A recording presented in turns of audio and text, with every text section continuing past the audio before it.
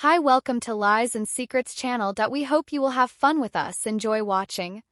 I never thought our 10th anniversary would be the day my world came crashing down. But here I am, Evelyn Adams, staring at my reflection in the bathroom mirror of the swanky Boston restaurant where our celebration is about to begin. My hands are shaking as I smooth down my navy blue cocktail dress.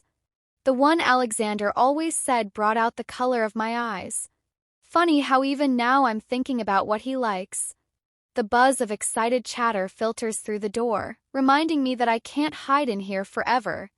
Our friends and family are waiting, all gathered to celebrate what they think is a perfect marriage, if only they knew the truth. Taking a deep breath, I step out into the warmth of the private dining room. The soft glow of candles flickers across familiar faces, and the scent of roses, deep red, just like at our wedding, fills the air for a moment. I let myself believe that everything is fine, that the past few months of suspicion and heartache were just a bad dream. There's the woman of the hour. My best friend, Emma Rush, is over champagne, flute in hand. Her enthusiasm is infectious, and I find myself smiling despite the knot in my stomach. "You look gorgeous," says Alexander, the lucky man. I don't trust myself to speak. If she only knew how lucky Alexander really was, lucky that I hadn't exposed his lies. Not yet anyway. The room is a sea of well-wishers, each congratulating us on a decade of marriage. I play my part, laughing at the right moments, thanking everyone for coming. But my eyes keep darting to Alexander, watching as he works the room with his trademark charm. He's always been good at that, making people feel special, important. It's what made him such a successful businessman and such a skilled liar. Speed. Call goes up and Alexander steps to the center of the room. Glass raised, his blue eyes twinkle as he surveys the crowd, and for a split second, I see a flicker of the man I fell in love with all those years ago. Friends, family. He begins, his voice warm and confident. "Thank you all for being here tonight. 10 years. It's quite the milestone, isn't it?" A murmur of agreement ripples through the room. Evelyn and I have been through so much together, the good times, the challenging times, the moments that shaped us into who we are today. I feel my heart racing, wondering where he's going with this. Is this the moment he comes clean, admits to everyone what is done, but he continues? And I see something shift in his eyes. The warmth fades, replaced by a coolness I've become all too familiar with lately. It's time for a new chapter. The room falls silent, expectant smiles frozen on faces. I grip my champagne flute so tightly I'm afraid it might shatter. "I've moved on," Alexander says, his gaze sweeping the room before landing on me. "Everyone, I'd like you to meet Luna, my new wife." The silence that follows is deafening. Then chaos erupts, gasps, confused whispers, and the sound of a glass shattering on the floor. I stand there, rooted to the spot as a tall, willowy blonde, Luna, I presume, steps forward to take Alexander's hand. "I'm so sorry you had to find out this way, Evelyn," Alexander says, not sounding sorry at all, but I couldn't keep living a lie. "Luna and I, we're in love." The room spins around me. I see Emma's horrified face, hear my mother's indignant cry. But all I can focus on is Alexander's smug expression, the way his hand rests possessive on Luna's waist in that moment. Something inside me snaps, the fear, the uncertainty, the pain. It all crystallizes into a cold, hard resolve. I raise my glass, meeting Alexander's stare with unwavering determination. "You will regret this," I say, my voice steady and clear. The shocked murmurs grow louder. I see confusion flicker across Alexander's face, quickly replaced by a sneer. He thinks I'm making empty threats, that I'll slink away to nurse my wounds in private. How wrong he is as the party dissolves into chaos around us. I make my way to the exit. Emma tries to stop me, her face etched with concern, but I gently brush her off. "I'm okay," I tell her, "really. I just need some air outside." The cool night air hits me like a slap. I lean against the brick wall of the restaurant, letting the reality of what just happened sink in. 10 years of marriage, gone in an instant. But as the initial shock fades, I feel something else rising within me, a sense of purpose, of righteous anger. Because Alexander doesn't know what I know, He has no idea about the evidence I've gathered, the secrets I've uncovered. He thinks he's one that has humiliated me in front of everyone we know. But this is just the beginning. As I hail a cab to take me home, not the home I shared with Alexander, but the small apartment I've been secretly renting for the past month, I start to plan the digital trail of Alexander indiscretions, the financial records I've copied, the witnesses I've spoken to. It's all coming together. Alexander wanted to start a new chapter, fine, but I'll be the one writing the ending. Taxi weaves through the familiar streets of Boston, past the brownstones and boutiques where Alexander and I built our life together. I let the memories wash over me, our first date at the tiny Italian restaurant in the North End, weekend picnics on the common lazy Saturday exploring the museums. It all seems like a lifetime ago. Now, as we cross the Charles River, I catch a glimpse of the MIT campus where we first met. I was a bright-eyed computer science major, and he was the charming business student who swept me off my feet. If only I'd known then what I know now, that his charm was just a mask for his true nature.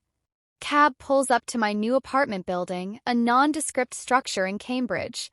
It's a far cry from the luxurious townhouse Alexander and I shared, but it's mine, and more importantly, it's where I've been building my case against him. As I unlock the door, my phone buzzes with messages, friends, family, all expressing shock and offering support. I ignore them for now. There will be time for explanations later. Right now I have work to do. I boot up my laptop, fingers flying across the keyboard as I access the encrypted files. I've been compiling emails, bank statements, photos, all painting a picture of Alexander double life. It's not just about Luna though, she's certainly part of it. No. Alexander's betrayal goes much deeper as I sift through the evidence. I feel a strange mix of emotions. Anger, certainly hurt of course, but also a growing sense of determination. Alexander thought he could discard me so easily that I would just fade into the background of his new life. He has no idea what's coming. I work through the night, fueled by a combination of adrenaline and black coffee. By the time the first rays of sunlight start to peek through my blinds, I have a plan. It's not just about exposing Alexander's infidelity.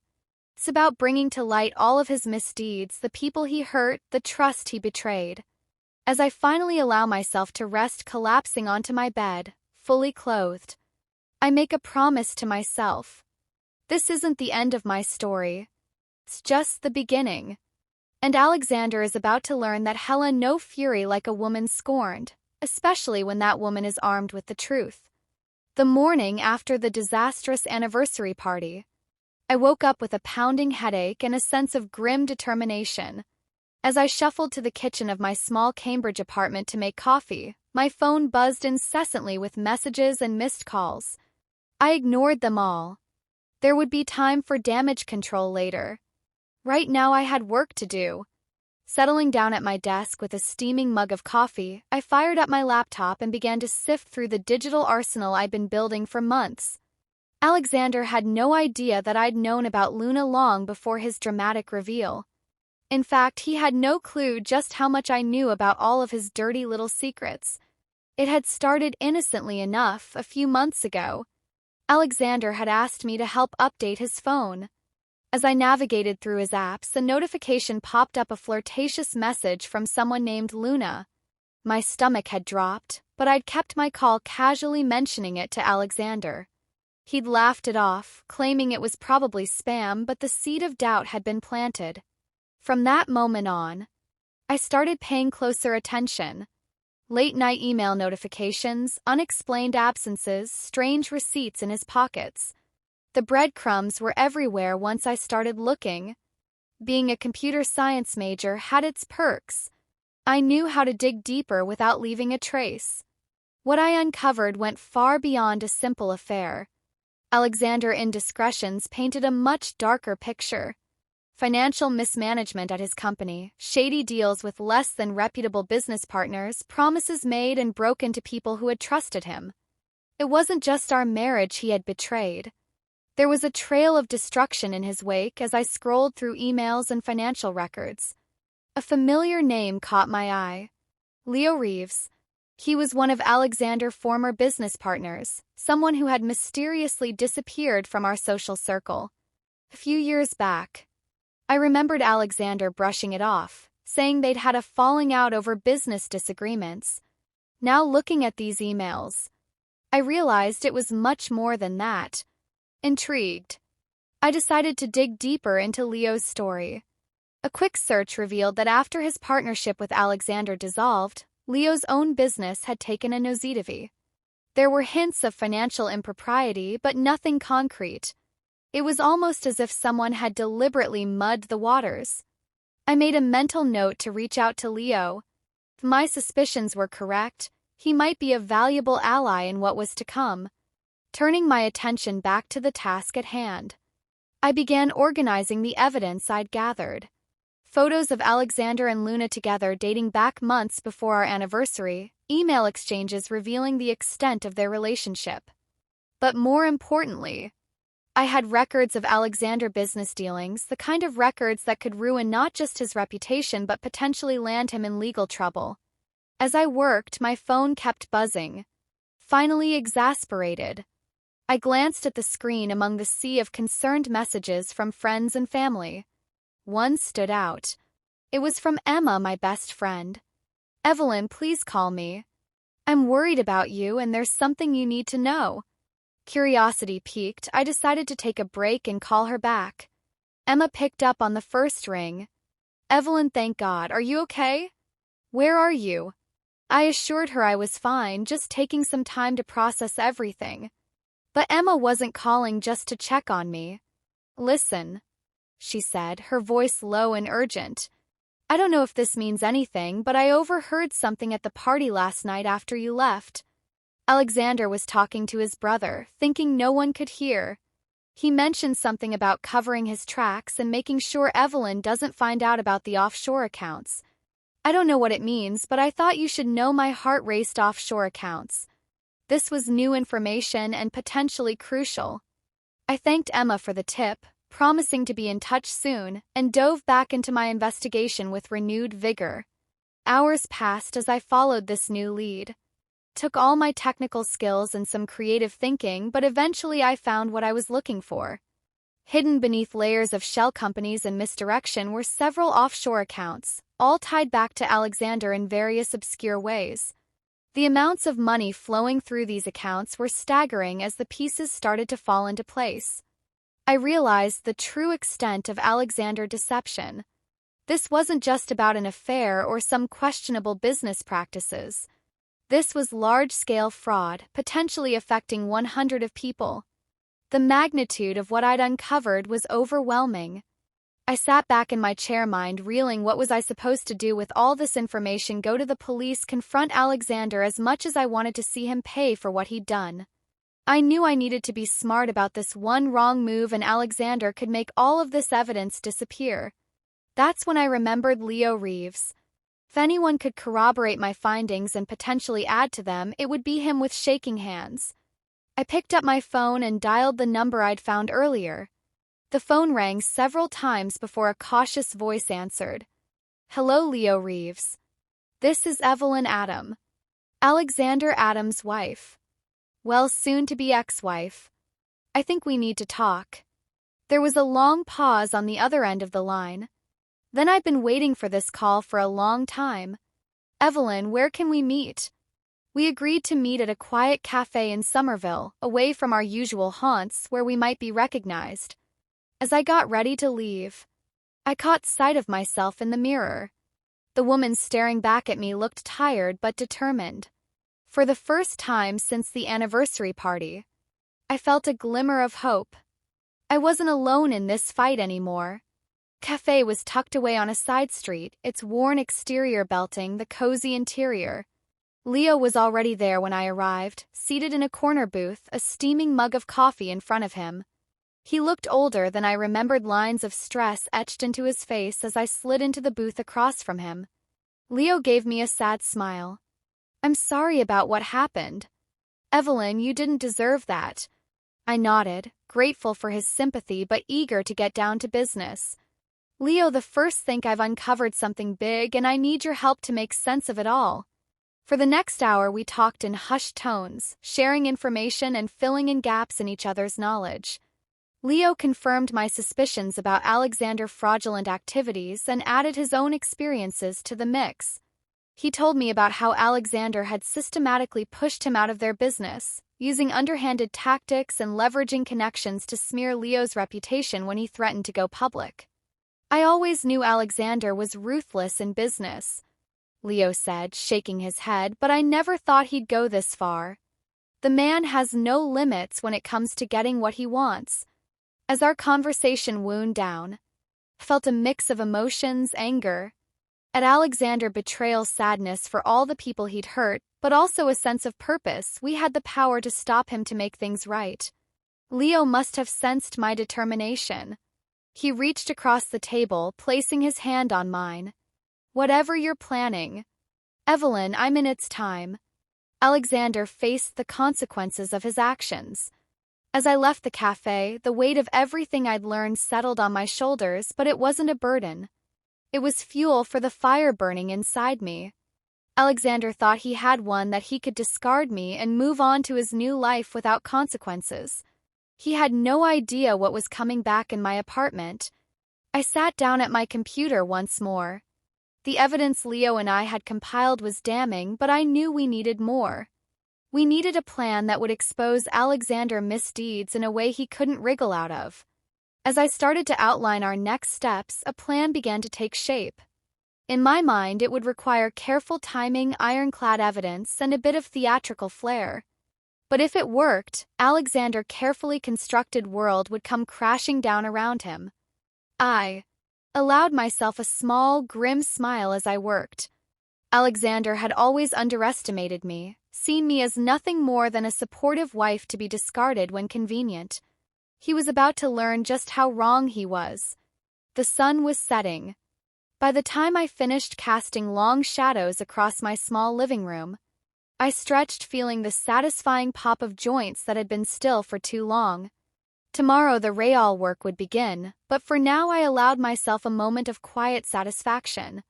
Alexander wanted to start a new chapter, fine, but I would be the one to write the final page of this story, and it was going to be one hell of an ending. The next morning I woke up with a sense of purpose I hadn't felt in months. The plan Leo and I had crafted was risky, but it was our best shot at exposing Alexander's true nature to the world. I knew Alexander would expect me to disappear quietly, to lick my wounds in anger and shame. He had no idea what was coming. My first order of business was to contact a lawyer, not just any lawyer, but someone I could trust.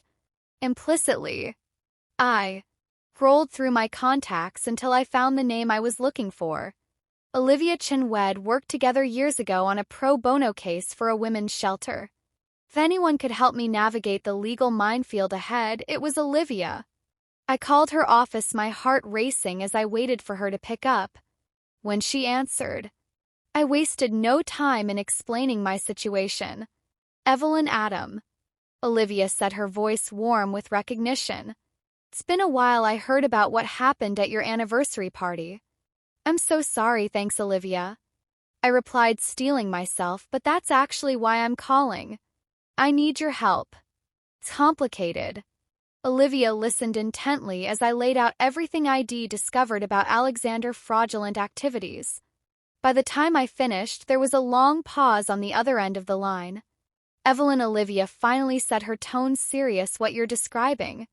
This is big. We're talking potential federal charges. Are you sure you want to go down this road? I took a deep breath.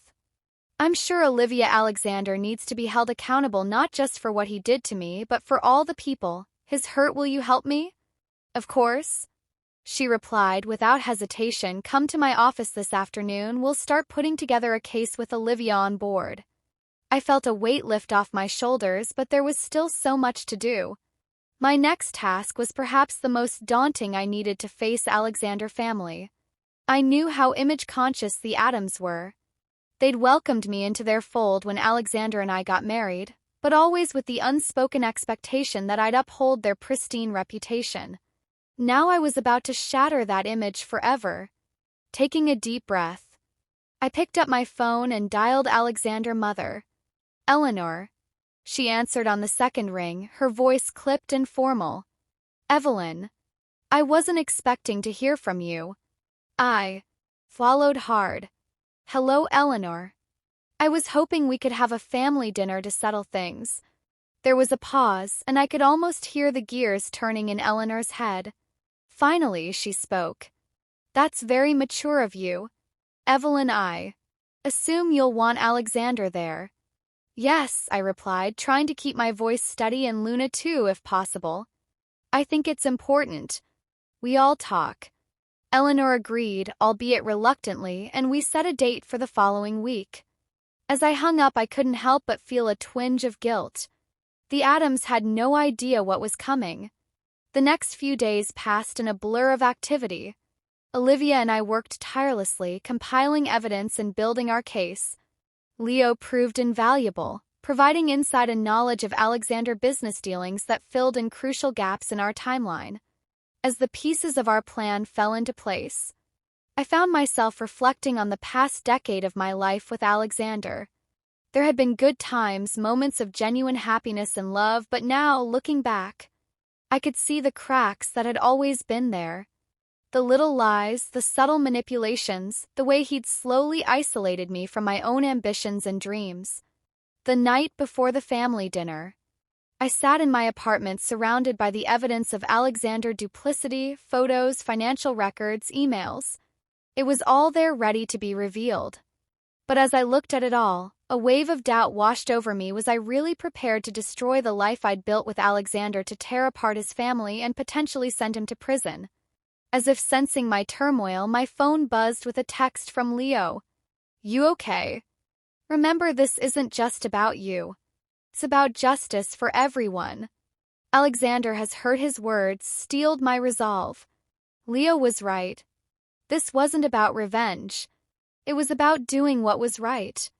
The day of the dinner arrived, and I found myself standing outside the Adam family home, a place that had once felt like my second home. Now it loomed before me like a fortress I had to breach. I smoothed down my simple black dress, checked that the USB drive containing all our evidence was secure in my purse, and rang the doorbell. Eleanor answered, her smile tight and forced. Evelyn, dear, come in. Tension in the air was palpable. As I entered the dining room, Alexander sat at the head of the table, Luna by his side. His parents flanked them, with his sister Emily and her husband rounding out the group. All eyes turned to me as I took my seat, Evelyn, Alexander said, his voice dripping with false concern. How are you holding up? I met his gaze steadily. I'm fine. Alexander, better. Then fine. Chilly confusion flickered across his face, quickly replaced by his usual confident smile. Well, that's good to hear. I'm glad we can all be adults about this situation. As the first course was served, idle chatter filled the air.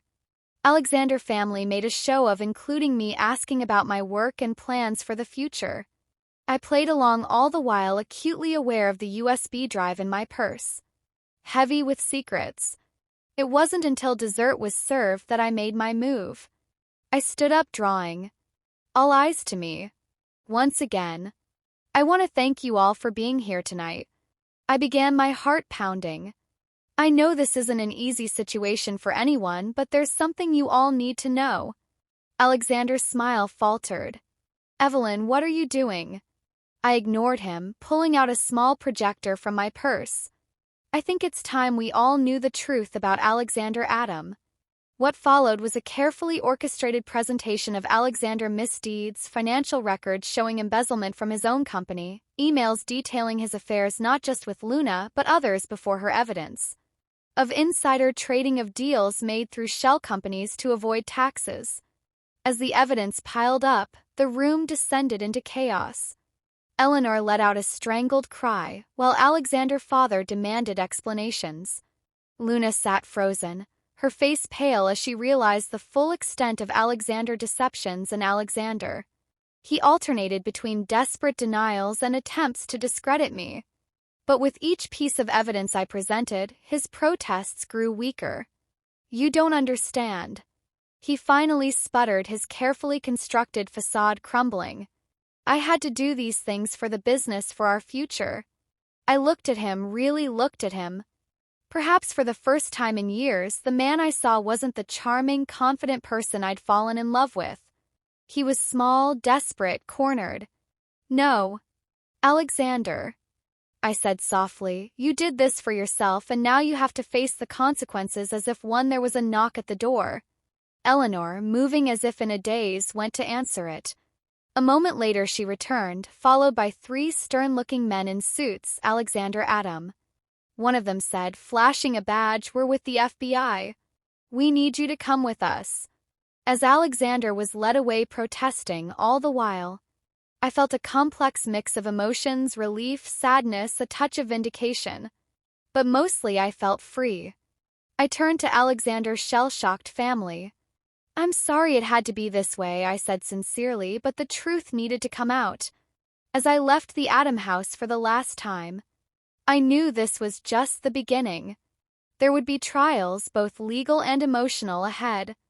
But for the first time in a long time, I felt ready to face whatever came next. Alexander had wanted to start a new chapter. Well, this was it, but it wasn't the story he'd planned to write, and as for me, my story was just beginning. The days following Alexander's arrest were a whirlwind of activity. News of his crimes spread like wildfire through Boston's business community, and suddenly I found myself at the center of a media storm. Porters camped outside my apartment, hoping for a statement or a glimpse of the woman who had brought down Alexander Adam. I stayed inside, blinds drawn, fielding calls from Olivia and the FBI agents handling Alexander's case. There was still so much to do, so many loose ends to tie up, but as overwhelming as it all was, I couldn't help but feel a sense of relief. Truth was out and there was no going back. A week after the fateful dinner, I received a call from an unexpected source. Eleanor, Adam, Alexander, mother. Evelyn, she said, her voice shaky. We need to talk. Can you come over for dinner tonight? I hesitated. The last thing I wanted was another confrontation with Alexander's family, but something in Eleanor's tone made me reconsider. All right, I said, finally, I'll be there at 7. As I approached the Adam house that evening, I couldn't help but remember the last time I'd walked up these steps. So much had changed in such a short time.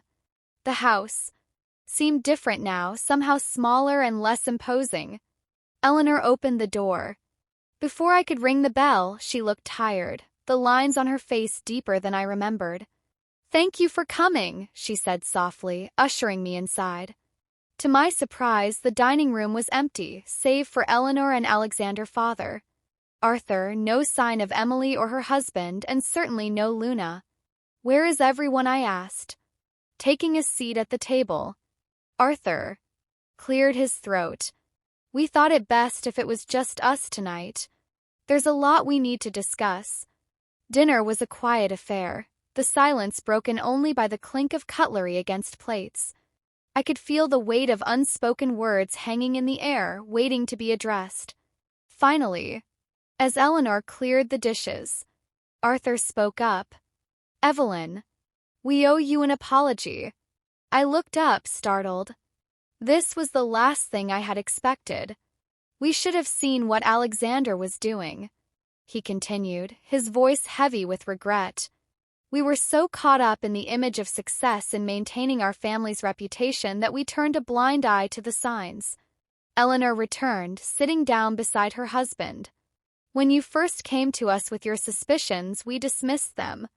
We thought you were just jealous or paranoid. We didn't want to believe that our son could be capable of such things. I felt a lump form in my throat. I understand, I said softly. Alexander was very good at hiding his true nature. He fooled a lot of people, not just you, but we should have known better. Eleanor insisted, tears welling in her eyes. We're his parents, we raised him. How could we not have seen what he had become? Pain in her voice was palpable, and I felt a sudden surge of empathy for this woman who had lost her son in the most devastating way possible. Eleanor, I said, gently reaching out to take her hand. You can't blame yourself for Alexander's choices. He made his own decisions. Arthur nodded, his face a mask of sorrow. We've been doing a lot of thinking since that night about the way we raised Alexander, the values we instilled in him. Where did we go wrong? I shook my head. I don't think you did go wrong. Alexander had every opportunity to be a good person, to make ethical choices. He chose not to. That's on him, not you. We talked for hours, delving into memories of Alexander's childhood, his early business ventures, the signs we had all missed along the way. It was a painful conversation, but also a cathartic one. For the first time, I felt like I was truly seeing Alexander's parents as people, flawed and human, rather than the intimidating figures they had always been in my mind. As the night wore on, the conversation turned to the future. What happens now? Eleanor asked, her voice small. I took a deep breath. Alexander's trial is set for next month. The evidence against him is overwhelming. He'll likely be going to prison for a long time. Arthur nodded grimly, and the board is meeting next week to discuss the future of the business. I explained there's talk of a complete restructuring, maybe even rebranding to distance themselves from Alexander's actions. And you, Evelyn? Eleanor asked, her eyes searching my face. What will you do? It was a question I've been asking myself a lot lately. I'm not sure. I admitted I've been thinking about going back to school, maybe finishing that computer science degree. I put on hold when Alexander and I got married, to my surprise. Both Eleanor and Arthur smiled at this. I think that's a wonderful idea, Eleanor said warmly. You've always been so bright. Evelyn, it's time you pursued your own dreams. As I prepared to leave, Arthur stopped me at the door. Evelyn, he said, his voice gruff with emotion. We want you to know you'll always be family to us. What you did, exposing Alexander's crimes, it was brave and it was right. I felt tears prick at my eyes. Thank you, I whispered, pulling both of them into a hug. As I drove home that night, I felt a weight lift off my shoulders.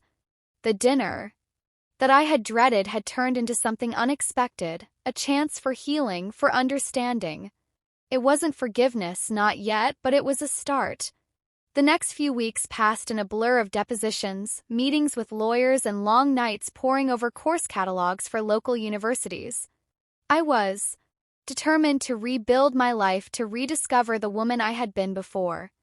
Alexander's influence had overshadowed everything.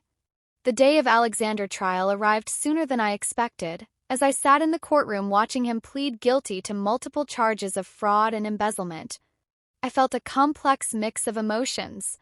There was anger, of course, and a lingering sense of real. But mostly I felt pity. Alexander looked small and defeated in his prison jumpsuit, a far cry from the confident, charismatic man I had married. As the judge read out his sentence, 16 years in federal prison, I caught Alexander's eye.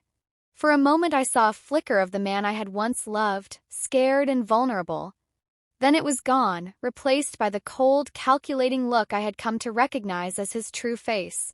Outside the courthouse, I was met by a sea of reporters, all clamoring for a statement. For a moment I considered slipping away without a word. But then I thought of all the people Alexander had hurt, all the lives he had damaged. They deserved to hear the truth. Taking a deep breath, I stepped up to the microphones today. Justice has been served. I began, my voice steady, but this isn't just about Alexander Adam. It's about holding those in positions of power accountable for their actions. It's about standing up for what's right, even when it's difficult. As I spoke, I felt a sense of purpose wash over me. This wasn't the end of my story. It was just the beginning, and I was ready to write the next chapter on my own terms. The weeks following Alexander's sentencing were a strange mixture of chaos and calm. While the media frenzy around the case slowly began to die down, the ripple effects of Alexander's actions continued to spread through Boston's business and social circles. I found myself in an odd position. To some, I was a hero, the whistleblower who had exposed corruption at the highest levels. To others, I was a parried, the woman who had brought down one of Boston's most prominent businessmen. Invitations to social events dried up, and I noticed old acquaintances crossing the street to avoid talking to me. But for every door that closed, another seemed to open. I received messages from women in similar situations, thanking me for my courage and asking for advice. Law firms reached out offering me positions in their corporate fraud divisions. Universities invited me to speak about ethics in business. Through it all, I tried to keep my head down and focus on my own path forward. I had enrolled in a computer science program at MIT, determined to finish the degree I had abandoned years ago. Campus felt both familiar and strange. So much had changed since I was last a student here. One sunny afternoon, as I was leaving a lecture, I quite literally ran into someone I hadn't expected to see again. Luna Evelyn. She said, her voice barely above a whisper. She looked different from the last time I'd seen her. Gone was the polished trophy wife image. Instead, she looked tired, almost haunted. For a moment, I considered walking away, but something in her expression made me pause. Luna, I nodded. How are you holding up? She let out a bitter laugh. How do you think my life is in shambles? Press won't leave me alone.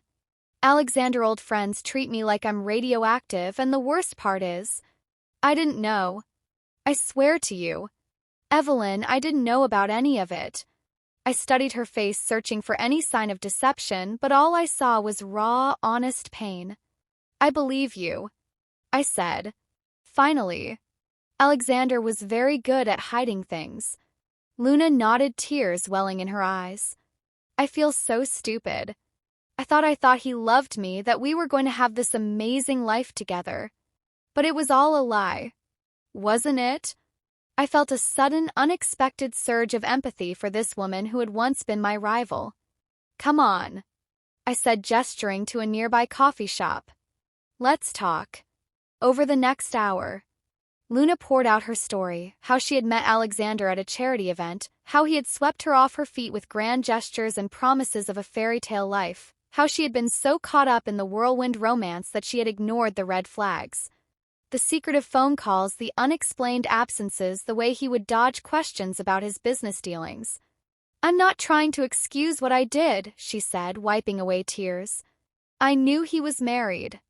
I knew it was wrong, but he made me feel special, like I was the only person in the world who really understood him.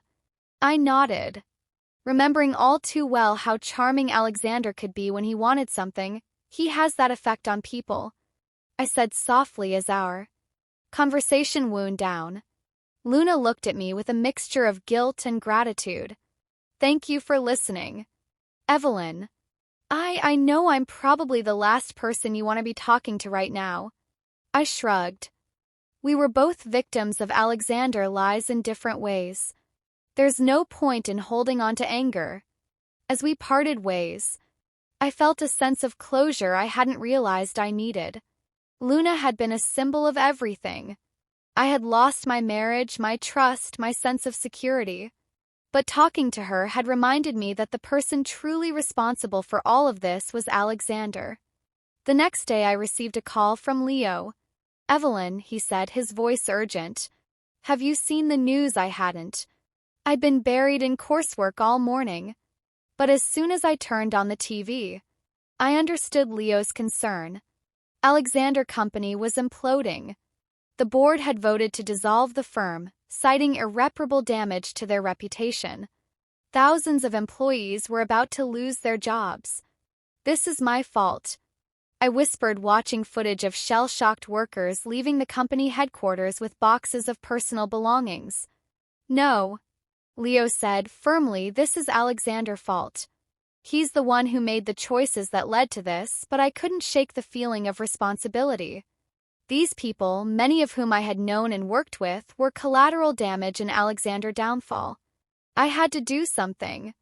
Over the next few days, I threw myself into action. I reached out to contacts in other tech firms advocating for the displaced workers. I organized resume workshops and networking events. It wasn't much, but it felt good to be doing something proactive as I worked. I couldn't help but reflect on how much my life had changed in such a short time. A few months ago, I had been Alexander Adams' wife, living a life of luxury and comfort. Now, I was a full-time student again, living in a small apartment and surviving on instant noodles and coffee. But for all that I had lost materially, I had gained something far more valuable, a sense of purpose, of integrity. I was no longer living in Alexander's shadow, defined by my relationship to him. I was my own person, making my own choices. One evening, as I was leaving campus after a late study session, I ran into my old friend Emma. We hadn't spoken much since the night of the anniversary party. I think she had felt awkward, caught between her loyalty to me and her shock at what had happened. "Evelyn," she said, pulling me into a hug. "I've been meaning to call you. How are you doing?" We ended up at a nearby diner, sharing a plate of fries and catching up. Emma listened intently as I filled her in on everything that had happened since that fateful night. "I can't believe how strong you've been through all of this," she said, shaking her head in admiration. "I don't know if I could have done it." I shrugged. I didn't have much choice. It was either fall apart or keep moving forward. As we talked, I realized how much I had missed having a friend to confide in. In the whirlwind of the past few months, I had isolated myself, focused solely on bringing Alexander to justice and then on rebuilding my own life, you know. Emma said as we were leaving, "A bunch of us are getting together this weekend. Just a casual thing, drinks, maybe some dancing.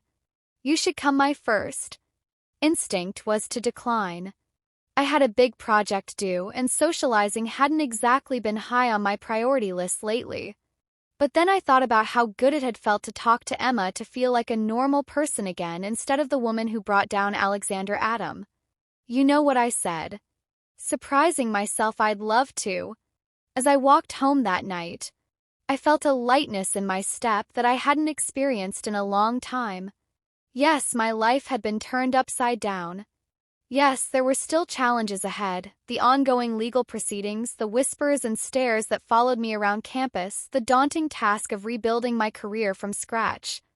But for the first time in months, I felt hopeful about the future. I had survived the storm of Alexander betrayal and come out stronger. On the other side, I was no longer defined by my relationship to him or by the scandal that had consumed my life. As I climbed the stairs to my apartment, I caught a glimpse of my reflection in a window. The woman looking back at me was different from the one who had stood shell-shared at that anniversary party all those months ago. She was stronger, wiser, more determined. Alexander's fall from grace had been spectacular in public, but in its wake I had found my own grace, the grace to forgive, to move forward, to rebuild, and that, I realized, was the greatest victory of all. As the seasons changed and Boston's harsh winter gave way to a tentative spring, I found myself standing at a crossroads. The dust had settled from Alexander's trial. The media frenzy had died down, and I was left with the daunting task of figuring out who I was without him. My days fell into a new rhythm.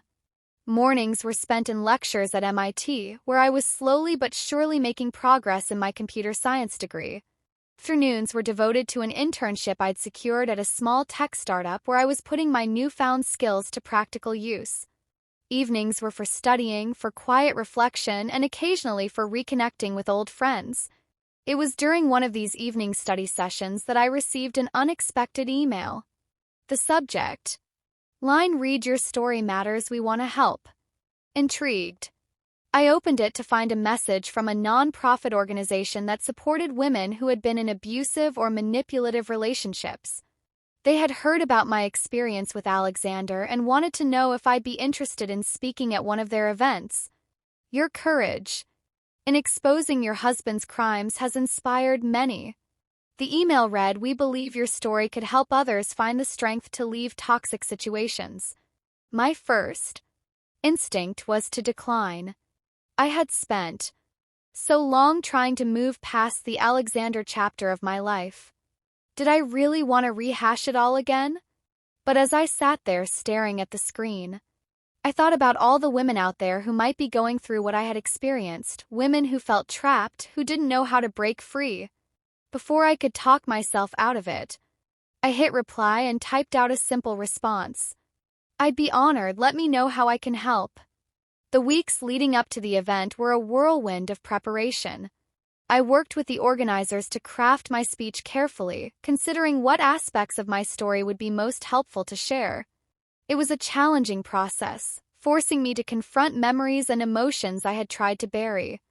The night of the event arrived, and as I stood backstage waiting to be introduced, I felt a familiar flutter of nerves in my stomach. But this time it was different. This wasn't fear or anxiety. It was anticipation, even excitement. As I stepped out onto the stage, the bright lights momentarily blinding me, I took a deep breath and began to speak. I told my story, not just the headline-grabbing parts about exposing Alexander crimes, but the quieter, more personal aspects, the slow erosion of my self-esteem, the way Alexander had isolated me from friends and family, the moments of doubt and fear. But I also spoke about the journey of recovery, the challenges of rebuilding my life, of learning to trust again, of rediscovering my own strength and capabilities. As I finished my speech and looked out at the audience, I saw faces streaked with tears but also filled with determination. Women came up to me afterwards, sharing their own stories, thanking me for giving voice to experiences they had struggled to articulate. One woman in particular stuck with me. She was young, probably in her early 21s, with a haunted look in her eyes that I recognized all too well. "I'm scared," she confessed quietly. "I want to leave, but I don't know how." I took her hand, remembering how lost and alone I had felt in those early days after discovering Alexander's betrayal. "It's okay to be scared," I told her, "but you're stronger than you know, and you're not alone." That night marked a turning point for me. I realized that my experience, painful as it had been, had given me a unique perspective, one that could potentially help others. Over the next few months, I found myself speaking at more events, writing articles, even starting a support group for women in similar situations. It wasn't always easy. There were days when the weight of it all felt overwhelming, when I wanted nothing more than to retreat into anonymity. But every time I received a message from someone saying that my story had given them hope, I knew I was on the right path. As my profile grew, I started receiving offers for book deals and TV appearances. It was tempting, the idea of turning my pain into something profitable, of achieving a different kind of success than the one I had known as Alexander's wife. But something about it felt wrong, like I would be capitalizing on other people's suffering instead. I chose to focus my energy on more grassroots efforts. I worked with lawmakers to push for stronger protections for whistleblowers and victims of financial abuse. I volunteered my time to help other women navigate the legal system when leaving abusive partners. And through it all, I continued my studies. The more I learned about computer science, the more I saw parallels with my own journey. Just as I could debug a problematic piece of code, I was debugging my life, identifying toxic patterns and replacing them with healthier ones. It was during a late-night coding session that I had an epiphany. I had been working on a project for my AI ethics class, grappling with questions of transparency and accountability in machine learning algorithms. Suddenly, I saw a connection between this work and my experiences with Alexander. What if I could use my skills in technology to create tools that could help identify patterns of financial abuse, systems that could flag suspicious behavior in corporate accounts, or apps that could help individuals track and protect their finances and relationships? The idea consumed me. I spent weeks researching, sketching out plans, talking to experts in both tech and domestic abuse prevention. It wasn't going to be easy. There were significant privacy and ethical considerations to navigate, but the potential to make a real difference was too compelling to ignore. As I threw myself into this new project, I found a sense of purpose I hadn't felt in years. This wasn't just about moving on from Alexander anymore. It was about taking the painful experiences of my past and transforming them into something positive, something that could help prevent others from going through what I had endured. 1 year to the day after Alexander's sentencing, I found myself standing in front of a room full of investors, pitching my idea for a startup that would develop these tools. As I spoke, I could see skepticism on some faces. Who was I, after all, but a former trophy wife turned whistleblower? What did I know about running a tech company? But as I delved into the details of my proposal, outlining the market potential and the social impact, I saw the skepticism give way to interest, even excitement. By the end of my presentation, I had secured enough funding to get my company off the ground. As I left the meeting, my head spinning with plans and possibilities, I bumped into someone I hadn't seen in months. Leo Alexander, former business partner Evelyn, he said, a warm smile spreading across his face. I heard about your pitch, congratulations. We ended up grabbing coffee, catching up on all that had happened since we'd last spoken. As we talked, I realized how far I'd come from the broken, angry woman who had first reached out to him for help in exposing Alexander. You know, Leo said as we were saying goodbye, Alexander always underestimated you. He saw you as an accessory, a pretty face to show off at parties. But you've proven to be so much more than that, I smiled, feeling a surge of pride. I think I underestimated myself for a long time, I admitted, but not anymore. As I walked home that evening, the streets of Boston bathed in the warm glow of sunset. I felt a sense of peace wash over me. The journey hadn't been easy, and I knew there would be challenges ahead, starting a company, continuing my advocacy work, balancing it all with my personal life. It was going to be a juggling act. But for the first time in a long time, I was excited about the future. I had taken the shattered pieces of my old life and used them to build something new, something meaningful. I had reinvented myself not just as a survivor but as a creator, an innovator, a force for change. Alexander had wanted to write the final chapter of our story, but in the end I had taken control of the narrative and the story I was writing. Now it was all mine, and my story ends here. If you feel that this story is meaningful and brings useful lessons, please like and subscribe to the channel to support me. Thanks for listening, and see you in the next videos.